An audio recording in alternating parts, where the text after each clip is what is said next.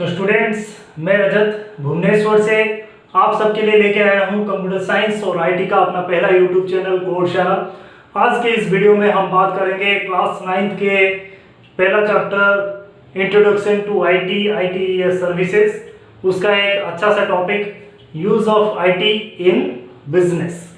तो जब बिजनेस की बात करते हैं तो अभी बात करते हैं थोड़े बड़े बड़े बिजनेसेस की, जहाँ की कॉरपोरेट्स होते हैं, बड़े बड़े बिजनेस हाउसेस होते हैं, वहाँ पे आईटी का रोल क्या है ये मैं यहाँ दिख रहा हूँ। वहाँ पे आईटी यूज होता है पेरोल कैलकुलेशन, दूसरा है बजटिंग में, तीसरा है सेल्स एनालिसिस, फाइनेंशियल फोरकास्टिंग और मेंटेनिंग स्टॉक्स। ये पांचों टर्म्स को समझना बहुत जरूरी है। सबसे पहला जैसे हमने बोला पेरोल कैलकुलेशन। पेरोल कैलकुलेशन का मतलब है कि जो कंपनी के एम्प्लॉइज है उनको पेमेंट कैसे प्रोसेस किया जाएगा। अलग अलग तरह के होते हैं पेमेंट्स का प्रोसेसिंग का टेक्निक, जैसे कि आपने कितने दिन काम किया, कितने दिन बाहर टूर पे गए थे आप, उसका खर्चा भी जोड़ा जाएगा उस पर, उसका ट्रैवल का, रहने का खर्चा। मान लीजिए आपने छुट्टी लिया था, तो मान लीजिए छुट्टी जो है आपके जितने अलाउड छुट्टी है उससे आपने ज़्यादा ले लिया था, तो उसका पैसा भी कटेगा। तो बहुत ही सारे चीज़ें रहती है, बोनस भी कहीं मिलेगा किसी महीने। तो पेमेंट प्रोसेसिंग जो है वो सब चीज़ों में सॉफ्टवेयर फिट करके उसको किया जाता है। मैनुअली कैलकुलेट करेंगे तो बहुत सारी गलतियां निकलेगी, तो उसके लिए आईटी का यूज है। दूसरा है आपका बजटिंग। बजटिंग का मतलब होता है कि बहुत बड़ा कंपनी है तो वहाँ पे हर साल एनुअल में एक बार बजट प्रिपेयर कर दिया जाता है। हो सकता है मार्च के महीने में ज़्यादातर प्रिपेयर किया जाता है। वो क्या होता है देखिए कि वहाँ पे अलग अलग एरियाज में खर्चा कितना आएगा वो पहले से एस्टिमेट कर दिया जाता है। जैसे कि वो कंपनी के बहुत सारे अलग अलग प्रोडक्ट्स वो बनाती है, तो उन सब क्षेत्रों में वो कितना कितना इन्वेस्ट करेगा इस साल, तो एक एस्टिमेटेड बजट वो बना के सबके लिए फिक्स करके रख लिया करते हैं और उसके बाद उसमें से खर्चा किया जाता है। तो पहले से एक प्लानिंग रहती है, सब खर्चे कितने होंगे और उस हिसाब से वो आगे बढ़ते हैं, तो वो रहता है बजटिंग। तीसरा है आपका सेल्स एनालिसिस। सेल्स एनालिसिस क्या है? एक मान लीजिए अलग अलग प्रोडक्ट हम जो कंपनी एक प्रोड्यूस करता है, जैसे कि मान लीजिए रिलायंस रहा, रिलायंस का अपना इलेक्ट्रॉनिक्स का भी दुकान है, अपना रिलायंस फ्रेश भी है, रिलायंस के पेट्रोल पंप भी है, उसका टेलीकॉम में भी है। तो सब में सेल्स एनालिसिस की बहुत जरूरी है। कौन सा सेल्स ज़्यादा बिक रहा है, कौन सा प्रोडक्ट ज़्यादा बिक रहा है, कौन सा कम हो रहा है, उनकी एनालिसिस की ज़रूरत होती है, जो कि आईटी के मदद से होती है। कंप्यूटर में बैठ के सेल्स एनालिस्ट पूरा अलग दिन रात काम करते हैं, उसके लिए अलग एम्प्लॉइज रहते हैं सेल्स एनालिसिस के लिए, वो है सेल्स एनालिसिस। तीसरा हो गया। चौथा है आपका फाइनेंशियल फोरकास्टिंग। फाइनेंशियल फोरकास्टिंग क्या है? जैसे कि आपने ये सुना होगा फोरकास्टिंग वाला वर्ड, आपने वेदर फोरकास्टिंग सुना है ना पहले से। वेदर फोरकास्टिंग क्या कहता है आपका, आज का तापमान कैसा रहेगा, आगे कल कैसा रहेगा, ठीक है, वो कैसा रहेगा अनुमान ही किया जाता है। कोई ठीक ठाक नहीं बता सकता कि 100% ऐसा ही रहेगा, कल बारिश होगा, कल तापमान ज़्यादा बढ़ जाएगा, ये सब फोरकास्टिंग में बताया जाता है। ऐसे ही आपका फाइनेंशियल फोरकास्टिंग होता है कि आपका बिजनेस किस दिशा में ग्रो करेगा, आपका बिजनेस में ग्रोथ कैसे आ सकता है, कितना आप तरक्की कर सकते हैं या आपका बिजनेस डाउन जा सकता है, ये होता है फाइनेंशियल फोरकास्टिंग। तो इसके लिए अलग अलग सब रूल्स है, उसके डिटेल में हम नहीं जा सकते अभी। पांचवा है आपका मेंटेनिंग ऑफ स्टॉक्स। स्टॉक मतलब आपका कोई मॉल है मान लीजिए, या कोई नॉर्मल सा दुकान ही है, तो वहाँ आपने कितना स्टॉक खरीद के रखा है, किसी आइटम का कितना माल पहले से खरीद के रखा है, कितना बाद में खरीदेंगे, कितना बेच दिए जो खरीदे थे, उन सब का हिसाब किताब, ये सब है स्टॉक एनालिसिस।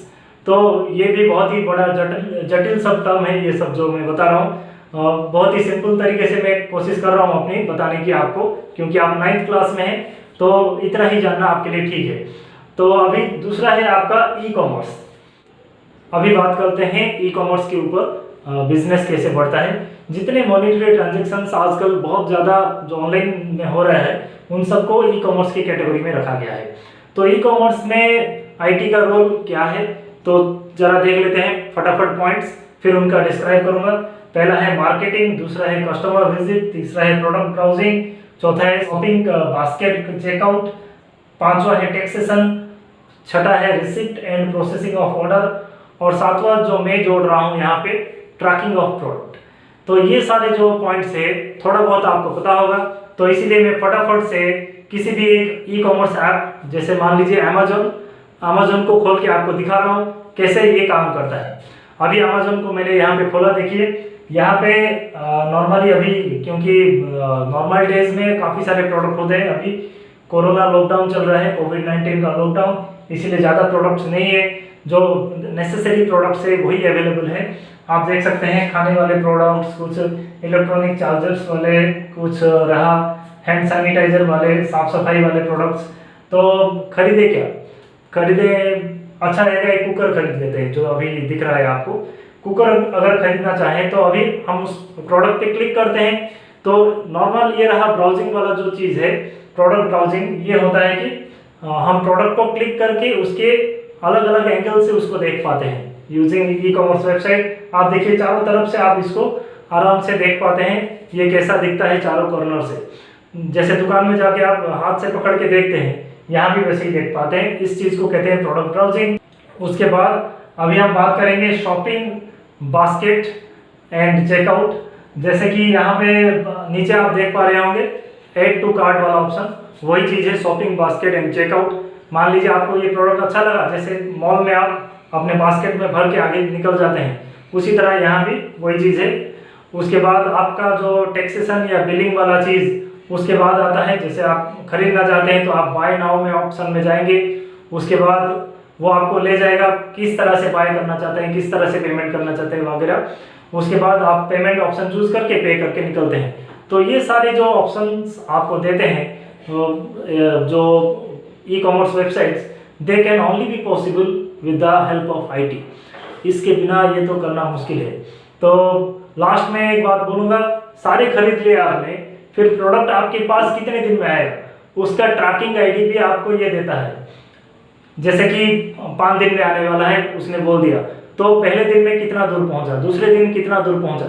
ठीक है, कोलकाता से अगर भुवनेश्वर आने वाला है तो कोलकाता से पहले दिन में कितना दूर आया, दूसरे दिन में कितना दूर आया, भुवनेश्वर में आके कब पहुंचा, कब मेरे घर में आने वाला है, सारे डिटेल्स ट्रैकिंग के जरिए आप देख सकते हैं।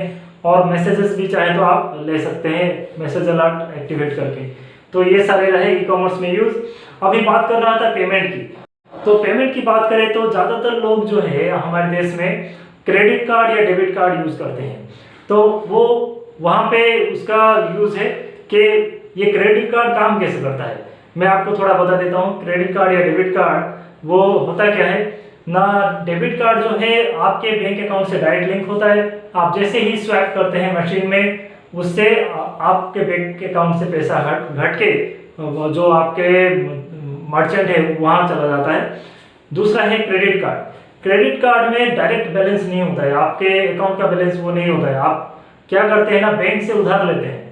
मान लीजिए आप शॉपिंग मॉल में घूम रहे हैं, कोई अच्छा प्रोडक्ट आपको मन को भा गया, आज ये ले लेता हूँ, मैं और इंतजार नहीं कर सकता, कल आऊँगा ये रहेगा नहीं रहेगा, तो आप सोचे अभी खरीद लेता हूँ, मगर आपके पास पैसे नहीं है, तब यह आपका क्रेडिट कार्ड आपको फायदा करेगा। क्रेडिट कार्ड से आप पहले परचेज करके जो आपका कंपनी है क्रेडिट कार्ड का, उसको आप विद इन 30 डेज उसको पे कर सकते हैं। कहीं कहीं अलग टर्म्स कंडीशंस रहते हैं, कोई 45 डे बोलेगा, कोई 30 डे में पे करो नहीं तो इंटरेस्ट बढ़ जाएगा, आपको ज़्यादा पैसा देना पड़ सकता है, वो सब रहता है, उसके ऊपर हम जा नहीं रहे। मैं आपको बस कॉन्सेप्ट बता दे रहा हूँ कि क्रेडिट कार्ड का कॉन्सेप्ट क्या है ना, ये आप पहले खरीदिए बाद में उनको पे करेंगे। ठीक है, तो ये रहा क्रेडिट कार्ड का। तो इनसे आप पेमेंट करते हैं, तो ये होता कैसे है ना, उन कार्ड्स पे एक मैग्नेटिक स्ट्रिप लगा रहता है, जिसमें कि जो आपका डिटेल, आपका अकाउंट नंबर और उसका पिन का डिटेल पूरा उसमें रहता है। जैसे ही आप स्वैप करते हैं मशीन में, तो वो डिटेल वहाँ से निकल के मशीन में आ जाता है, फिर आप पिन सही डालेंगे तभी आपका ट्रांजैक्शन कंप्लीट होता है। आजकल जो नए कार्ड्स आए हैं उनमें EMV चिप लग गया है, वो मेटल वाले कार्ड्स अभी धीरे धीरे हट जा रहे हैं मार्केट से, EMV चिप वाले आके उनको रिप्लेस कर रहे हैं, जो कि काफ़ी सिक्योर्ड है और अच्छा भी है। जिसमें कि आप ईएमवी चिप वाले कार्ड यूज करेंगे। मान लीजिए एटीएम काउंटर पे गए हैं तो वो कार्ड को अंदर डाल के रखना पड़ेगा। आप पहले वाले जो वाले कार्ड थे वो स्वैप करके निकाल लेते थे, फिर अपना सब करते थे ट्रांजेक्शन। ये जो कार्ड है उसको डाल के रखना पड़ेगा पूरा। इससे क्या ना, ज़्यादातर वो फ्रॉड जो है होता था पहले, वो नहीं हो रहा, अभी थोड़ा कम हो गया है फ्रॉडरी इस कार्ड के आने से। अभी क्योंकि मशीन की बात कर रहा था जहाँ स्वैप करते हैं, तो उसी के ऊपर एक सवाल पूछ लेता हूँ, जैसे कि मेरी आदत है हर वीडियो में पूछता हूँ। तो उस मशीन का नाम क्या है बताइए, जहाँ पे कि आप कार्ड स्वैप करते हैं और ट्रांजेक्शन्स करते हैं। जो भी दुकान में जाते हैं या मॉल्स में जाते हैं, आप कैश लेके नहीं जाते, कार्ड लेके जाते हैं आजकल, और उसको स्वैप करके पेमेंट करते हैं। तो उस कार्ड स्वैपिंग मशीन का नाम क्या है, थोड़ा ढूंढिए आप और मुझे कमेंट बॉक्स में लिख के बताइए। तो अभी बात करते हैं ट्रैवल इंडस्ट्रीज के ऊपर। ट्रैवल इंडस्ट्री कोई भी हो, आइदर वो एयर ट्रैवल वाला हो या बस वाला हो या ट्रेन वाला हो, कोई भी इंडस्ट्री हो तब तक आगे नहीं बढ़ सकती जब तक वो ऑनलाइन में ना आए। ऑनलाइन आने का मतलब है उसके टिकट्स ऑनलाइन ना बिके। तो ऑनलाइन टिकट्स बुक करने के लिए बहुत सारे ऐसे वेबसाइट्स बनाए गए हैं सारे एजेंसीज के द्वारा, जिससे कि लोग उसका फ़ायदा लेते हैं और ऑनलाइन टिकट बुक करते हैं। तो टिकट बुकिंग ऑनलाइन हो या ऑफलाइन हो, वो तब तक नहीं हो सकती जब तक वहाँ कंप्यूटर यूज़ ना हो। अगर ऑनलाइन टिकट की बात करें, वहाँ उसके वेबसाइट में जाते हैं और टिकट बुक कर लेते हैं आराम से, या मोबाइल ऐप में जाते हैं टिकट बुक कर लेते हैं। ऑफलाइन टिकटिंग की बात करें तो टिकट काउंटर है, वहाँ एक इंसान बैठा रहता है अपनी कंप्यूटर्स के साथ, और वहाँ वो आपके बताए गए टिकट्स को बुक करके आपको थमा देता है टिकट। तो जहाँ भी हो कंप्यूटर यूज़ होता ही है। तो कंप्यूटर का रोल बहुत ही इंपॉर्टेंट है बिजनेस को आगे बढ़ाने के लिए। तो पहले बात कर लेते हैं फ्लाइट टिकट की। फ्लाइट टिकट अगर आप बुक करना चाहते हैं तो इनमें से कोई भी वेबसाइट आप यूज़ कर सकते हैं, जैसे रहा मेकमाईट्रिप.com, goibibo.com, yatra.com। इन सब के वेबसाइट में जाके आप बुक कर सकते हैं टिकट, या फिर इनके मोबाइल ऐप्स भी आप यूज़ कर सकते हैं, जिससे कि आप घर बैठे अपने मोबाइल पे आराम से टिकट बुक कर सकते हैं। ये सब जो है अलग अलग आपको ऑफर्स देती है, जैसे कि कोई डिस्काउंट दिया अपनी पहली टिकट बुकिंग पे, आपको आता होगा ऐसे ऑफर, अपना पहला टिकट बुक कीजिए इतना पैसा कम हो जाएगा। फिर आप अगर दूसरों को रिफर करेंगे तो आपको ज़्यादा पॉइंट्स मिलेगा, जिससे कि आपको आगे आने वाले टिकट्स में डिस्काउंट मिलेगी। ये तरह तरह के ऑफर देके ये कंपनीज आपको अपने तरफ लाने की कोशिश करते हैं, जो कि सही है उनके बिजनेस के लिए, तो वो करते ही हैं। तो दूसरा रहा आपका ट्रेन टिकट। ट्रेन टिकट के लिए मैं बोलूँगा ऑफिशियल वेबसाइट है इंडियन रेलवेज का, irctc.co.in। IRCTC का फुल फॉर्म है Indian railways catering and tourism corporation. इस वेबसाइट के जरिए आप अपनी ट्रेन ट्रैवल की टिकट्स बुक कर सकते हैं। इसका एक मोबाइल ऐप भी है IRCTC रेल कनेक्ट। ये रहा उसका जो तस्वीर, इसका लिंक मैं अपने डिस्क्रिप्शन में दे रहा हूँ, जिससे कि आप डाउनलोड कर सकते हैं अगर आपके पास नहीं है वो ऐप। अभी बात करते हैं होटल बुकिंग की। होटल्स बुकिंग में सबसे बड़ा नाम हमारे देश में है एक कंपनी का, जिसका नाम है ओयो। ओयो जो है एक fastest growing chain of hotels है, जो जिसके जरिए कि आप किसी भी रेंज का होटल बुक कर सकते हैं। आपको अपने हिसाब से प्राइस में होटल रूम्स मिल जाती है ओयो में। तो ओयो के बारे में एक मज़ेदार बात मैं बताऊंगा कि ओयो के मालिक जो है वो हमारे उड़ीसा के हैं। तो आपका काम है उनका नाम ढूंढिए और मुझे कमेंट बॉक्स में लिख के बताइए वो कौन है जो कि इंडिया के fastest growing hotel chain of hotels के मालिक है। तो दूसरा अभी देखते हैं movie tickets booking. Movie tickets booking की बात करें तो सबसे पहला नाम आता है सबके जुबान पे, बुक माई शो। बुक माई शो के जरिए आप कोई भी मूवी का किसी भी थिएटर में आप कोई भी शो अपने एफोर्डेबल प्राइस में बुक कर सकते हैं। जो प्राइस आपको पसंद हो, जो डेट में पसंद हो, जो टाइम का शो आपको पसंद हो, आपको मिल जाता है बुक माई शो में। तो ये रहा सबसे बढ़िया वेबसाइट जिसमें कि आप टिकट बुक कर सकते हैं अपने मूवी शो की। उसके साथ साथ कुछ प्लेस का टिकट भी बुक होता है, कुछ अलग शोज़ के टिकट बुक होते हैं, स्पेशल शोज़ के, जो कि टाइम टाइम में यहाँ आता रहता है, वो आप यहाँ से परचेज कर सकते हैं। और ये आपको अलग अलग ऑफर्स भी देती है टिकट्स। अगर आप ज़्यादा टिकट बुक करना चाहें तो आप इसका अलग ऑफर्स का भी फ़ायदा उठा सकते हैं, जिससे कि आपको प्राइस थोड़ा सस्ता पड़े। तो ये रहा आज के वीडियो जो कि role of IT in business का था। अगले वीडियो में हम बात करेंगे role of IT in communication and science and engineering. तब तक के लिए धन्यवाद। Thanks for watching my videos.